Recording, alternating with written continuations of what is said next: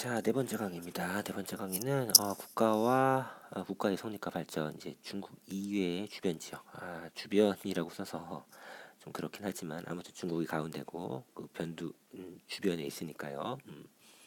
자, 주변 지역, 그래서 유목민족인 흉노, 그다음에 우리, 일본, 베트남 이 지역의 국가의 성립, 초기 국가의 성립 모습에 대해서 좀 살펴볼 겁니다.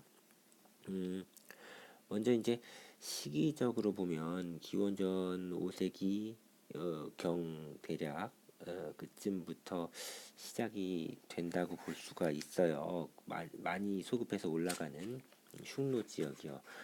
그래서 그 시기는 이제 중국이 어떤 시기냐면은 이제 전국시대, 춘추 전국시대, 그 전국시대 혼란기를 거치고 진나라가 통일을 하고 그 다음에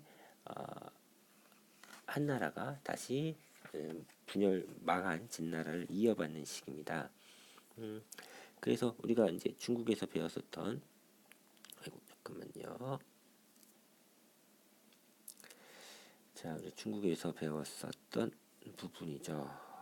중국에서 배웠었던 부분에서 좀 시작을 할게요. 자, 먼저 중국이 춘추 시대와 전국시대, 기원전 8세기, 기원전 5세기에 춘추시대와 전국시대가 있었고, 이것을 진나라가 통일하고 진나라가 망하고 다시 한나라가 들어서는 시기가 되겠습니다. 자, 그쵸? 이런 시기로 이어지고 한나라가 통일한 게 기원전 3세기 202년 경이니까요. 대략 기원전 3세기 말을 전후해서 주변 지역에도 거의 국가체는 있다라고 보면 되겠습니다. 자, 그러면은 이 중국을 기준으로 이 북쪽에 있는 애들부터 살펴보도록 하죠. 자, 중국을 기준으로 해서 북쪽에 있는 애들. 자, 중국의 기준선은 만리장성이죠. 그쵸? 자, 만리장성 북쪽에 있는 애들을 좀 살펴보도록 하겠습니다. 자, 만리장성 북쪽에 있는 애들. 자, 만리장성 북쪽에 있는 애들 좀 살펴볼게요. 흉노입니다. 흉노족, 전형적인 유목민족이라고 보면 됩니다. 말 타고 뛰어다니는 애들이에요. 자, 흉노족은 대략 어느 정도 이렇게 존속했었느냐, 국가체를 유지하면서 얘네는 적어도 기원전 5세기경부터 등장을 해서 기원 후 5세기경까지 유지가 됐었던 것 같습니다. 전성기는 기원전 3세기경으로 봐요. 3세기경이 전성기인 것으로 보이고요. 이때 막 성장을 한 모습을 보여줍니다. 그래서 이 성장하는 흉노를 막아야겠다라는 생각을 했기 때문에 진나라에서 통일 이후에 만리장성을 쌓아서 한참 성장세에 있는 이 흉노를 수비하기 위해서 이렇게 했었겠죠. 자, 그러다가 완전히 흉노가 가장 그 정점에 이르는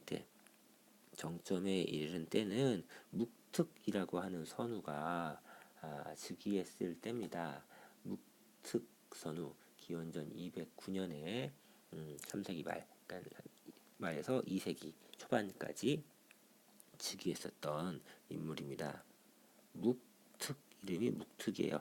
묵특이라고 읽진 않았겠죠. 이거 한자로 썼는데 그 한자를 우리식으로 다시 읽다 보니까 묵특 이렇게 우리가 읽는 거고 걔네는 다른 발음이었겠죠. 자, 그리고요. 선우라고 불러요. 선우. 선우는요. 이 선우라는 단어는 흉노의 왕을 지칭하는 말입니다. 그러니까 묵특왕 뭐 이렇게 부르면 되는 거예요. 자, 이 묵특선우 때 흉노는 전성기를 이루었고요. 이 묵특선우 때가 중국은 한나라 때였어요. 그래서 이 묵특선우와 한나라가 전쟁을 한번 합니다. 이게 이제 한나라의 고조, 즉 한나라를 처음 만든 한나라의 유방과 전쟁을 하는데 여기서 사실상 이 묵특이 이겨요. 묵특이 사실상 이깁니다. 포위망을 풀어주거든요. 항복하라고. 자, 그래서 이 싸움을 우리가 뭐라고 부르냐면은 평성전투라고 불러요. 평성이라고 하는 지역에서 전투가 이루어졌는데 묵툭선우가 한나라 고조를 포위해서 거의 뭐 죽기 직전까지 만들다가 이러저러한 이유로 풀어주게 되고, 이후에 한나라에서는 이제 살려줬잖아요, 그쵸? 그래서 많은 경제적 대가를 흉노에 지불하게 됩니다. 그래서 이거 부담이 너무 심해가지고 한나라에서는 꽤 고생을 많이 하게 되죠. 자, 하지만 나중에 한나라 이제 무제라는 황제, 나중에 배울 텐데, 그때가 되면은 더 이상 이제 줄 게 없어. 아, 이제 너무 아까워. 그래서 내가 얘를 혼내주겠다. 그래서 다시 공격을 해서 더 이상 조공을 하지 않는 모습을 보여줍니다. 물론 뭐 고조 한무제 이후에 다시 또 조공을 갖다 주긴 하지만요. 자, 그런 일이 있었다. 자, 그만큼 흉노는 중국이 가장 두려워하는 존재였다라고 기억하면 될 것 같습니다. 중요한 거는 이 아저씨 자주 언급됩니다. 자, 그럼 옆으로 가면요, 장성에서 또 이렇게 동쪽으로 쭉 가면 우리 나오죠, 우리. 그래서 우리 얘기를 좀 해볼게요. 자, 우리 같은 경우에는 강이 하나 이렇게 흐르는 강이 있어요.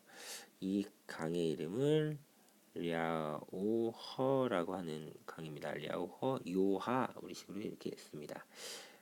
이 지역이고요. 이 지역이 이제 강이 이렇게 흐르는 이런 지역이에요. 그렇죠? 이런 지역, 이 지역의 이 주변부, 동쪽 서쪽 이 주변부 있죠. 이 주변부를 우리가 랴오닝이라고 불러요. 랴오닝이라고 불러요. 이 랴오호 유역의 지역을 랴오닝이라고 부르는 겁니다. 이 랴오닝이라는 지역이 이렇게 있는 거예요. 그렇죠? 이 지역에 청동기 문화가 발전합니다. 랴오닝 지역에 청동기 문화가 발전을 하는데, 이 청동기 문화는 어떤 유물을 특색으로 하고 있냐면은 고인돌, 그 다음에 비파형 동검을 특징으로 하고 있습니다. 자, 비파 모양의 비파 모양의 청동검이라는 거예요. 고인돌은 어떻게 생긴지 알죠? 돌 이렇게 생겼잖아요, 그렇죠? 비파형 동검 이렇게 춤추듯이, 아이고 너무 못 그렸다. 이렇게 생겼어요. 이렇게 생겼고요. 이 손잡이 부분은 따로 만들어가지고 여기다 끼워줘요. 손잡이 부분은. 그래서 이렇게 연결된 게 비파형 동검인데 못생겼네요. 자, 이런 걸 특징으로 하는 게 이겁니다. 이 지역을, 이런 문화를, 이런 청동기 문화를 기반으로 등장한 국가는 뭐냐? 이름이 고조선이죠, 그렇죠? 고조선입니다. 그럼 고조선은 언제 만들어졌나요? 몰라요. 그쵸? 모르죠. 우리는 삼국유사에 기원전 2333년에 만들어졌다라고 합니다.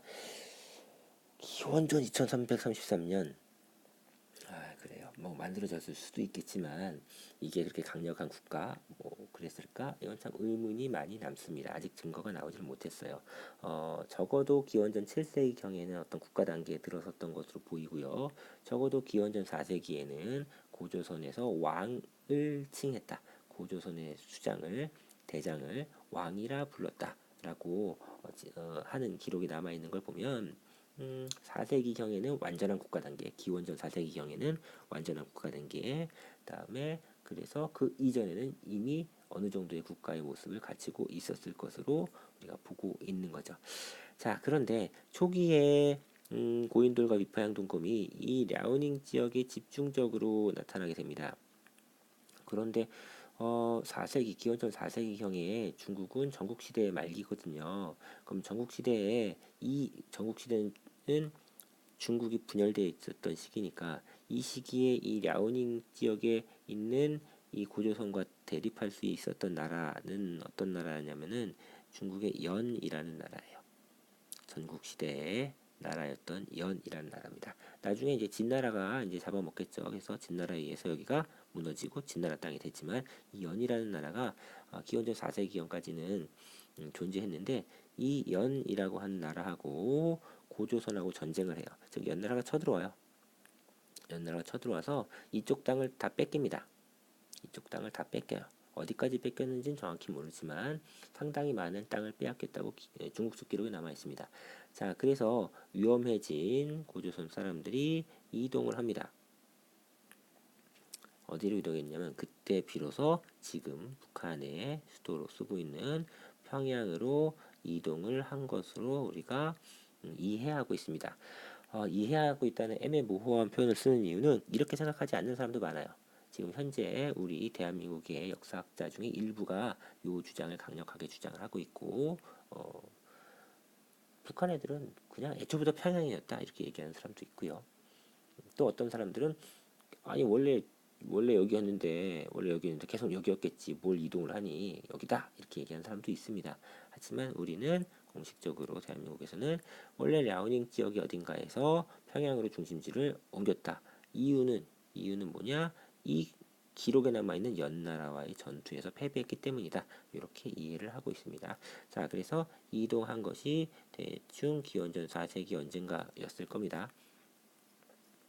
자, 그래서 평양으로 이동해서 중심지를 평양으로 옮깁니다. 그래서 평양에서 아웅다웅 이러쿵저러쿵 살고 있다가 중국이 이렇게 나라가 계속 바뀌죠. 혼란기였겠죠. 맨날 전쟁하고 통일하고 전쟁하고 이렇죠. 그렇죠? 특히나 이 진나라에서 한나라로 이렇게 바뀌는 이런 시기 그리고 한나라가 만들어졌다 하더라도 건국 초기니까 매우 혼란스럽고 어지러운 시기예요. 한마디로 중국이 살기 빡센 시기가 상당히 오래 진행이 됩니다. 그래서 이러한 시기에 중국 사람들이 사방으로 이주해요. 전쟁이 없고 살만한 동네 내가 들어가서 정착하기 괜찮은 동네로 이주를 많이 합니다. 그래서 중국 사람들이 많이 넘어오는데 그 와중에 중국의 지역으로부터 넘어온 사람이 있어요. 그 사람이 위만이라는 사람입니다. 중국으로부터 넘어왔어요. 넘어왔을 당시에 위만의 복장이나 그 생활 습관 이런 것들은 고조선 사람들과 똑같았다고 합니다. 그래서 아무래도 요동 지역 어딘가에서 살고 있었던 라오닝 지역 어딘가에서 살고 있었던 우리 민족의 후손이 아닐까 우리가 이렇게 추정을 해주고 있는 거죠.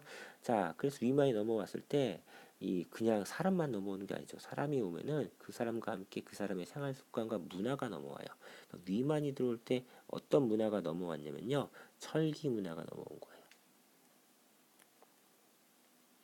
그래서 위만으로 대표되는 많은 사람들의 이주는 철기 문화가 중국 지역으로부터 우리 지역으로 들어오는 것을 상징적으로 보여줍니다.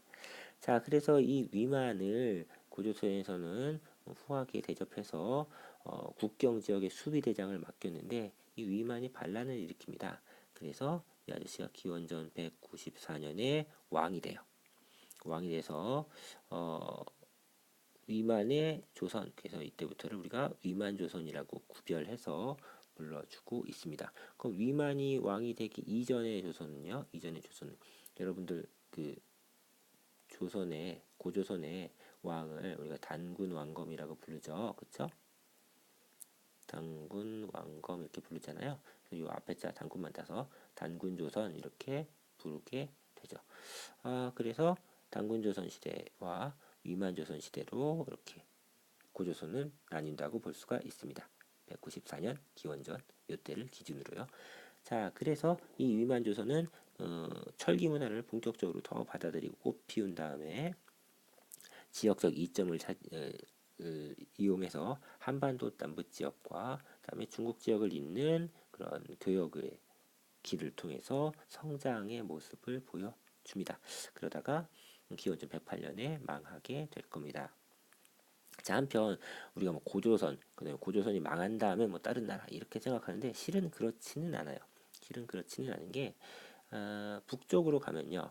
고조선은 요 랴오닝 지역을 가지고 있고요. 여기서부터 더 북쪽으로 이렇게 쭉 올라가면 강이 하나 이렇게 쭉 흘러요. 강이 하나 흘고 이 강을 우리는 숭화강이라고 불러요. 숭화강이라고 부릅니다. 이 숭화강 유역에 어떤 나라가 만들어지냐면은 부여라는 나라가 만들어집니다. 자, 부여라는 나라는요. 기원전 4세기경에 만들어진 나라예요. 그러니까 고조선이 망하기 전에 이미 부여라는 나라는 존재했었다라고 보면 되겠죠. 그리고 이 부여의 일파가 남쪽으로 쭉 내려오죠. 그렇죠? 부여의 일파가 남쪽으로 쭉 내려온 일파는 주몽이죠. 그렇죠? 자, 주몽일 거고요. 이 주몽이 쭉 내려와서 야오닝 지역에서 평양으로 가기 전에 강이 하나 이렇게 흐르죠. 이게 압록강이에요.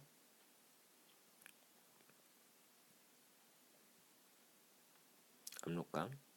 북한에 있는 그 압록강입니다. 압록강 위쪽에 졸본이라는 동네에 조그만 나라 하나 만듭니다. 거기 이제 고구려죠.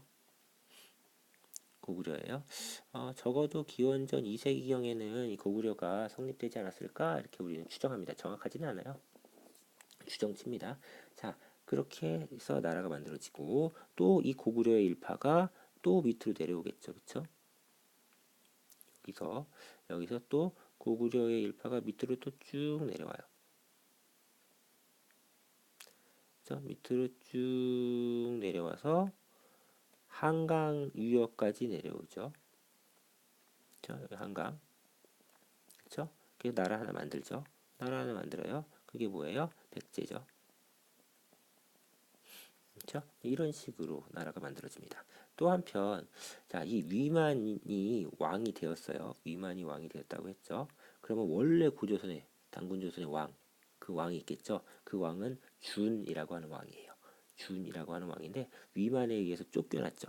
그럼 쫓겨났으니까 도망가야 되잖아요. 그래서 상당히 많은 사람들이 남쪽으로 내려갑니다. 남쪽으로 내려가요. 그 남쪽으로 내려가서 남쪽에 있는 사만, 마한지단 편한 걔네들 이쪽으로 내려가 가지고 이 남쪽 한반도 남부 지역의 문화 발전에 영향을 끼친 것으로 우리가 보고 있습니다. 자, 그렇게 해서 우리가 그 만주와 한반도 지역 이야기를 했고요. 뭐 이렇게 돼 있는 거네요. 됐어요. 자, 그다음에 이쪽 남쪽에 이제 가면은 베트남 있죠. 베트남 얘기를 해볼게요.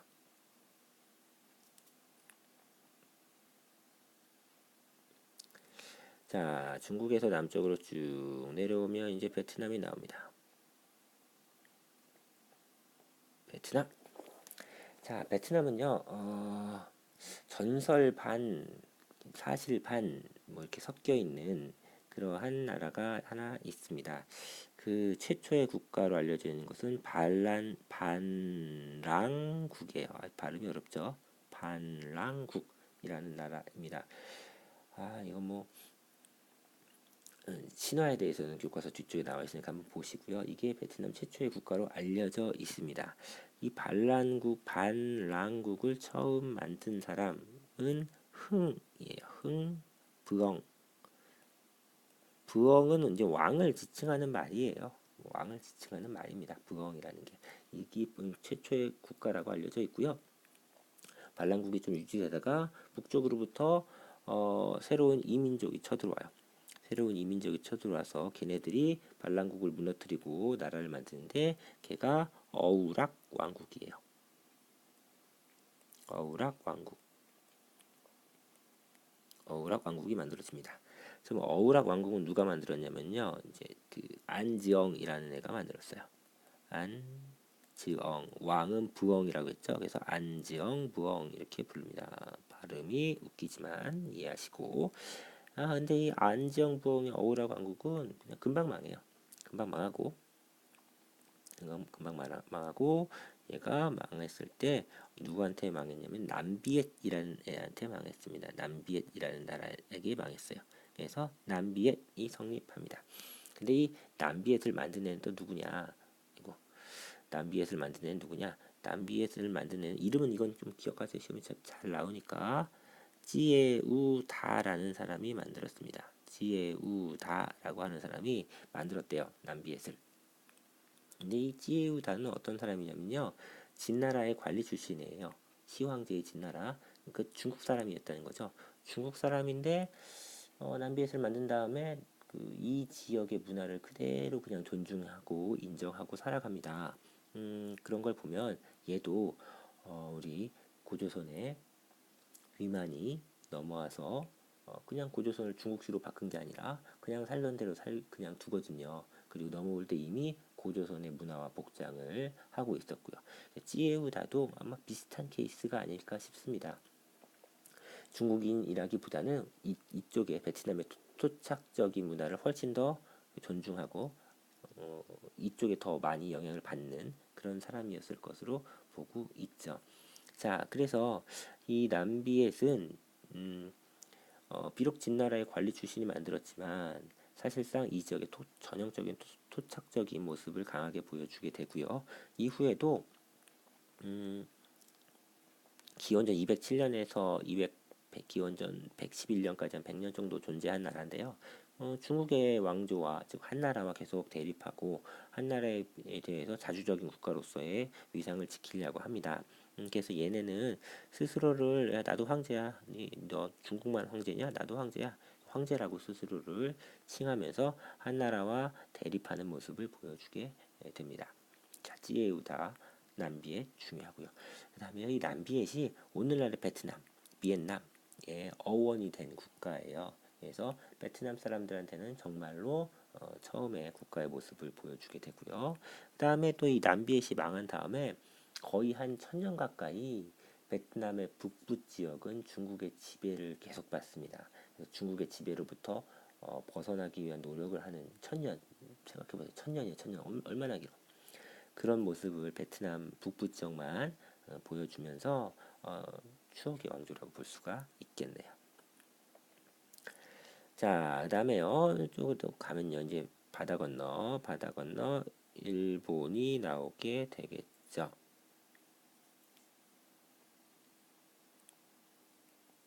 일본 지역. 자, 일본 지역은요. 바다가 있기 때문에 문화의 유입이 좀 느려요. 그래서 역사 발전이 좀 느립니다. 자, 지금까지 우리가 봤었던 국가들의 시기를 보면요. 다 BC, BC, BC, BC, BC, BC 이렇게 적혀져 있죠. 기원전, 얘도 기원전 3세기 초반, 기원전 207년이니까요. 이렇게 돼 있거든요. 다 기원전이에요. 그런데 우리가 이제 볼 이 일본은 기원 후에요. 얘 참 골 때려요. 전 얘네가 못나서가 아니라 바다에 막혀서 문화 유입이 느리기 때문에 어쩔 수 없이 그런 겁니다. 자, 일본을 보죠. 일본은 기원 전후한 시기에 한 100개 정도의 소국이로 분열되어 있었어요. 100여 개의 소국, 작은 나라가 여러 개 흩어져 있었습니다. 그리고 그 중에 좀 세력이 괜찮고 힘이 세는 애들은 주변 지역에 사람을 보내서 교류를 했겠죠. 그쵸? 한반도에 넘어가서 교류를 하고, 중국에 넘어가서 교류를 하고, 뭐 이랬던 것으로 알려져 있습니다. 그래서 그 중에 중국에 가가지고 중국의 황제로부터 잘했어, 착하다. 너가 그 동네 왕이구나. 내가 인정해줄게. 이렇게 도장도 하나 선물 받은 중국 황제가 도장 하나 새겨준 거죠. 그런 나라가 있어요. 노국 또는 나국이라는 나라인데요. 그 도장을 보면요, 도장에 이렇게 적혀져 있어요. 한외 노국왕, 한나라가 외의 노국의 왕으로 임명한다 이런 뜻이거든요. 이런 도장을 새겨준 게 발견되었습니다. 그래서 그 도장을 한외 노국왕 금인이라고 부릅니다. 이걸 보면은 일본이 중국의 한나라 때 후한 때인데요. 이때 중국과 교류를 하기 위한 노력을 하고 있었다는 것을 우리가 볼 수 있는 거죠. 즉 국가체가 존재하고 있었다는 것을 알 수 있는 대목입니다. 그런데 이후에는 얘네들이 아주 빡세게 전쟁을 했나 봐요. 한동안 전쟁의 시기가 있었고, 전쟁의 시기가 있었다는 것은 이 100여 개의 국가가 서로 치고받고 싸워서 통합의 과정을 거쳤다는 얘기도 되겠죠. 그래서 시간이 좀 지나가지고 기원 후 3세기경이 되면은 100개의 국가가 30여 개로 30여 개의 소국으로 재편이 된 것으로 보고 있습니다. 이 30여 개의 소국은 서로 치고받고 싸우다가 이 중에 히미코라고 하는 여왕이 다스리는 나라를 중심으로 뭉쳤대요. 자, 이름을 좀 기억하시고 여러분들 오늘 기억해야 될 이름 찌에우다, 그 다음에 묵특선우, 그리고 히미코, 뭐 이렇게 되겠네요. 자, 히미코라고 하는 여자 왕이에요. 여왕을 중심으로 해서 뭉쳤대요.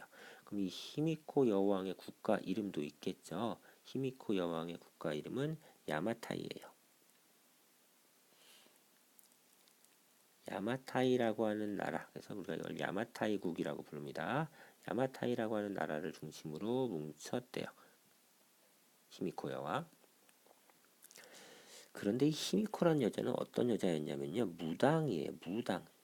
그래서 종교적 지배자예요. 무당이 여왕이라는 것은 곧 뭘 말하냐면은 일본도 재정일치 사회의 모습을 보여줍니다. 뭐 이거는 당군한검이 재정일치의 모습인 거 알죠? 그 다음에 중국의 상나라도 점을 쳐서 갑골문 이걸 통해서 국가를 운영했으니까 재정일치 사회의 모습이라고 했죠. 일본도 비슷했다 이렇게 볼 수가 있는 겁니다. 전 세계의 초기 국가는 다 재정일치 사회의 모습을 보여줍니다. 그리고 이 여자가 왜 알려졌냐면요. 이 여자가 중국에 당시 이제 중국은 삼국시대 뭐 이렇게 해서 분열되어 있는 시기였는데 이때 이제 그 사신을 보냈어요. 그래서 중국에서는 너네 참 신기하다, 여자를 왕으로 삼다니, 아무튼 축하해, 왕으로 인정해 줄게 라고 해서 또 칭호를 받았어요. 그래서 네가 외에 왕으로 위임명한다 너를. 그래서 친이외왕 이렇게 말을 들었다고 합니다. 그래서 중국 애들이 히미코 네가 왕해 이렇게 그냥 인정해 준 거예요. 그래서 이런 단계의 모습을 보여주게 되고요. 자, 여기서 또 시간이 지나면 이 30여 개 국가들 막 치고받고 싸우면서 또 이렇게 통합의 모습을 보여주겠죠. 자, 그래서 4세기 경이 되면 야마토 지역에, 야마토라고 하는 지역에 아주 커다란 통일 정권, 30여 개의 국가를 막 통일한 그런 통일한 통일 정권이 만들어지는데 그것을 우리는 야마토 정권이라고 부릅니다. 아따, 얘는요 4세기에서 7세기경까지 유지된 것으로 보고 있는데, 근데 또 이게 또 야마토가 어딘지 헷갈려. 야마토를 한번 생각을 해볼게요. 일본은 규슈가 있어요. 그림은 못 그리지만 이해하시고, 규슈가 있어요. 규슈가 있고 옆에 시코쿠가 있고 그다음에 여기서 이렇게 해가지고 쭉 이제 올라가요. 혼슈가 있어요. 그럼 이 야마토 정권은 도대체 어디 있냐면요, 여기쯤에 있는 정권이라고 보면 됩니다. 여기 어딘가에서 시작된 게 야마토예요. 여기가 야마토 지역이에요. 야마토 지역을 중심으로 해서 만들어진 정권, 그래서 야마토 정권이라고 보고요. 얘가 한 5세기경이 되면 한 100년 정도 지나면 성립된 지 큰 나라로 발전을 해요. 그래서 어디까지 발전을 하냐면은 조금 더 이쪽으로 가면 이쪽에 이제 간토라고 하는 지역이 나와요. 우리 교과서 지명을 그대로 쓰면 간토라는 지역이 나오거든요. 그래서 규슈 북부에서부터 야마토 해서 여기가 간토예요. 여기가 간토라고 하는 지역입니다. 여기까지 이르는 큰 나라를 만들어집니다. 물론 여기 동쪽 면은요 아직 미개척지예요. 이렇게 넓은 나라를 형성하게 됩니다. 큰 나라로 통일이 됐다. 4세기 이후에 겨우 통일이 되었다라는 거죠. 좀 느리죠. 느리다고 볼 수도 있어요. 어떻게 보면.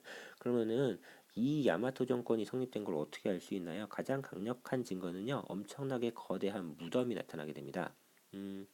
이 무덤은요, 모양이 이렇게 생겼어요. 네모나게 앞에 네모나게 이렇게 돼 있죠. 그다음에 뒤에는 동그랗게 되어 있어요. 동그랗게 되어 있고 이제 이렇게 생겼고요. 그 다음에 여기를 물로 채웁니다. 여기는 물로 채워요. 근데 물이 다 물이냐? 다 물은 아니고 가운데 이제 무덤이거든요. 무덤이니까 무덤 자리가 이렇게 있습니다. 이렇게 있고요. 이 공간은 물로 채워요. 이 이제 무덤을 보호하는 거죠. 물로 채우고 여기는 이제 땅입니다. 그래서 여기다가 무덤을 한 겁니다. 자, 이렇게 생긴 무덤이 교과서 사진에 있을 겁니다. 위에서 바라보면 이렇게 생긴 거예요. 자, 이 무덤을 앞에는 네모나고 그래서 전방 네모나다 할 때 방자예요. 다음에 뒤에는 원형이잖아요. 그쵸? 그래서 후 뒤에는 원형을 갖고 있다. 자, 그래서 앞에는 네모나고 뒤에는 원형의 무덤. 그래서 전방 후원 분이라고 부릅니다. 전방 후원 분이 나타나는 것은 일본의 야마토 정권의 모습을 보여준다라고 할 수가 있습니다. 자, 선생님 오늘은 생각보다 좀 설명을 길게 했네요. 자, 그래서 일본의 모습까지 이렇게 여러분들이 살펴보면 되겠습니다. 오늘은 여기까지 할 거고요. 숙제가 하나 있을 거예요. 숙제는 선생님이 여기 페이지에 올려놓은 링크에 가면은 숙제를 하는 부분이 있습니다. 그 숙제를 하시면 되겠고, 숙제 첫 번째 숙제는요. 남비엣을 처음 만든 사람, 남비엣의 건국자를 쓰라라는 게 첫 번째 숙제가 되겠고요. 다음에 두 번째 숙제는 일본의 야마토 정권에 대해서 설명하시오. 가면은 1번, 2번만 있을 겁니다. 1번은 남비에서 건국자를 쓰시오. 2번은 야마토 정권에 대해서 설명하시오입니다. 숙제를 해 두시기 바랍니다. 자, 다음에 봐요.